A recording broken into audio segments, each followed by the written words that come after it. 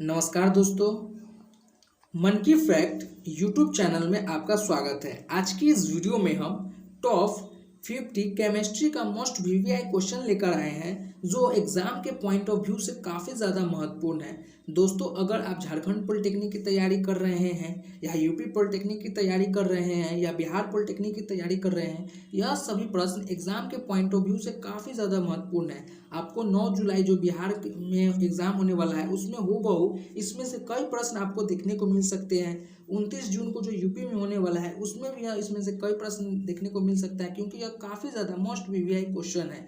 तो चलिए बिना समय गवाए इस वीडियो को देख लेते हैं।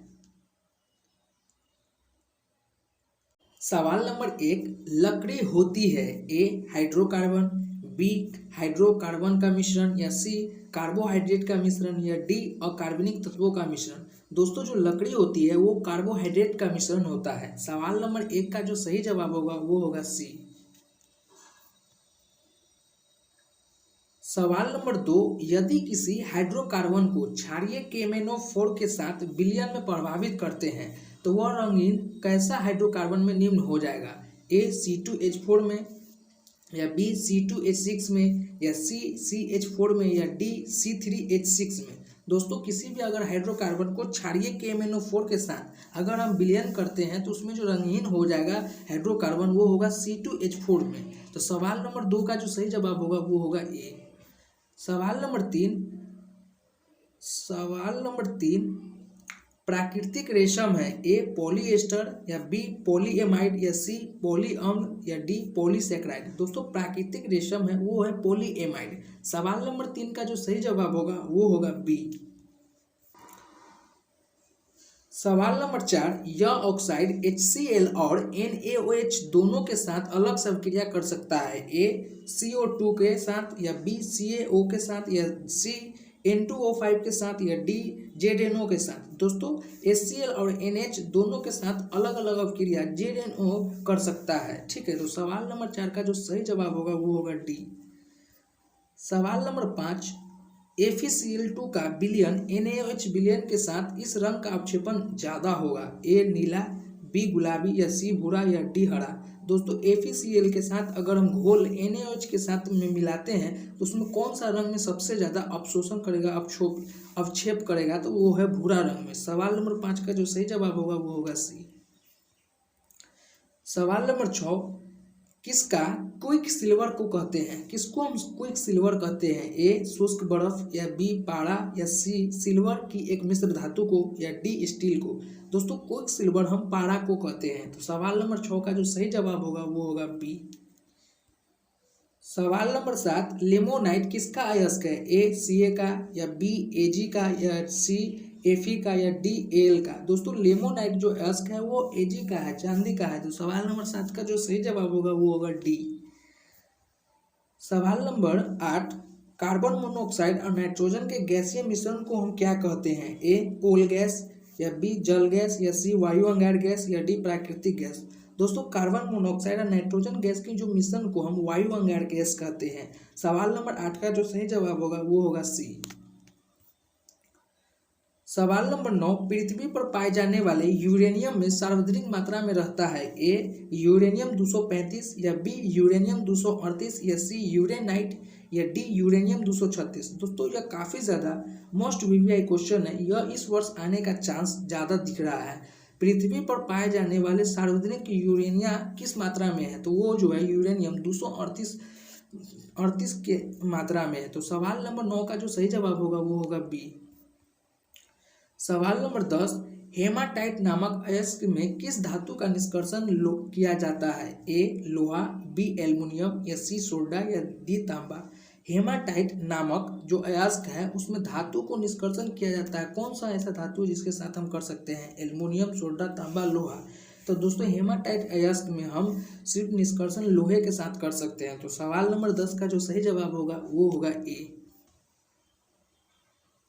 सवाल नंबर 11, निम्नलिखित में से कौन तनु H2SO4 के साथ अभिक्रिया कर H2 उत्पन्न नहीं करेगा? ए Fe के साथ, या बी Mg के साथ, या सी Zn के साथ, या डी Cu के साथ।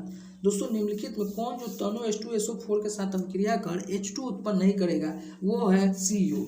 अगर उत्पन्न करने की बात करें तो वो उत्पन्न करेगा सिर्फ जेड एन है CH2SO4 के साथ अभिक्रिया कर वो जेड उत्पन्न करेगा, मगर H2 को उत्पन्न नहीं कर सकता है कौन, Cu। तो सवाल नंबर 11 का जो सही जवाब है वो है डी। सवाल नंबर 12, निम्नलिखित में से कौन क्षारीय ऑक्साइड बनाएगा, A P या B N या C Ca या D C। दोस्तों निम्नलिखित में कौन जो क्षारीय ऑक्साइड बनाएगा तो वो है Ca। सवाल नंबर 12 का जो सही जवाब होगा वो होगा C।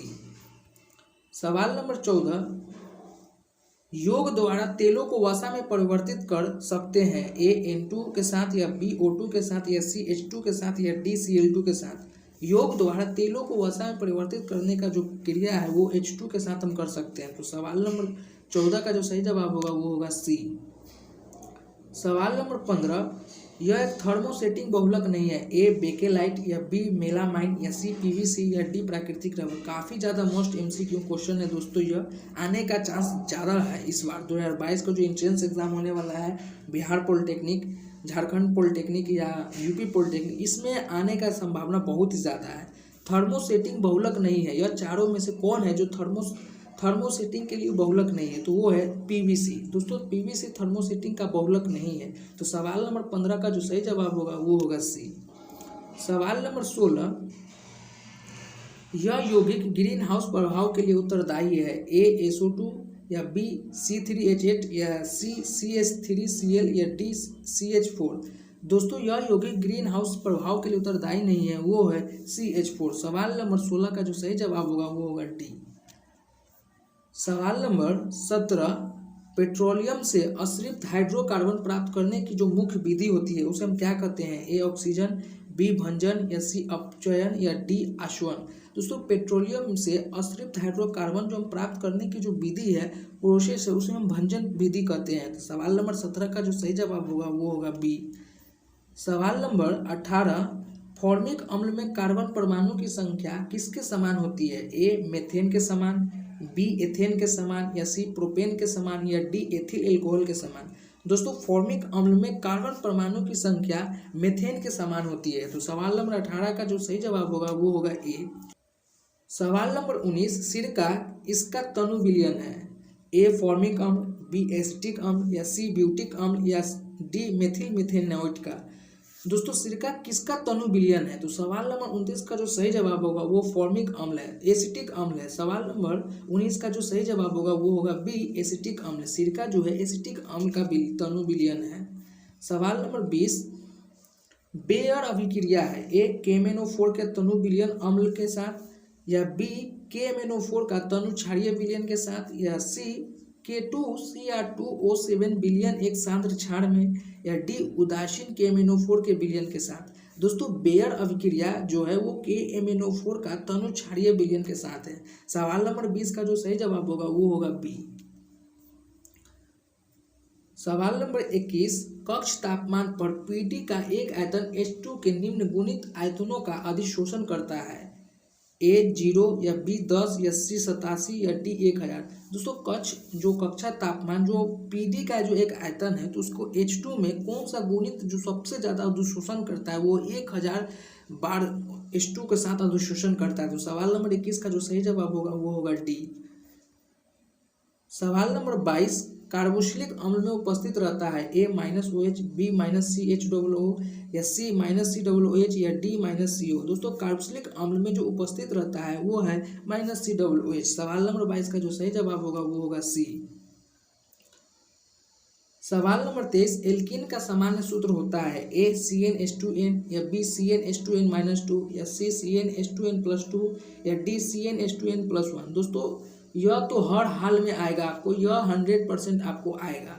एल्कीन का जो समान सूत्र होता है उसका CnH2n होता है और एल्केन का जो समान सूत्र होता है वो होता है CnH2n+2 और एल्काइन का जो समान सूत्र होता है CnH2n-2 होता है। तो ये काफ़ी ज़्यादा महत्वपूर्ण है। सवाल नंबर 23 का जो सही जवाब होगा वो होगा A CnH2n। एल्कीन का सामान्य सूत्र CnH2n होता है।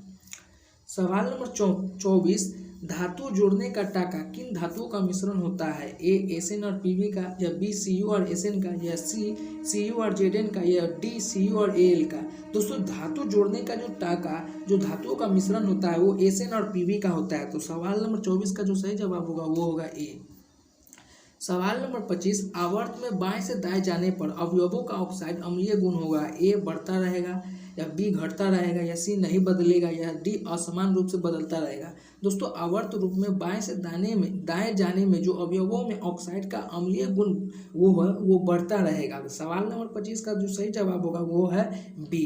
अगर आपको दाएं से बाएं अम्लीय गुण का ऑक्साइड पूछता तो वो घटता रहता। ठीक है, तो सवाल नंबर 25 का जो जवाब है वो होगा बी होगा। ठीक है, सवाल नंबर 26, इनमें से कौन सबसे ज़्यादा सक्रिय हैलोजन है? ए फ्लोरीन, बी क्लोरीन, या सी ब्रोमीन, या डी आयोडीन। दोस्तों सबसे ज़्यादा सक्रिय हैलोजन है जो है फ्लोरीन। सवाल नंबर 26 का जो सही जवाब होगा वो होगा फ्लोरीन, और सबसे कम होगा वो होगा आयोडीन। सवाल नंबर 26 का जो सही जवाब होगा वो होगा ए। सवाल नंबर 27, निम्नलिखित अयस्कों का निस्तापन द्वारा ऑक्साइड में बदला जाता है।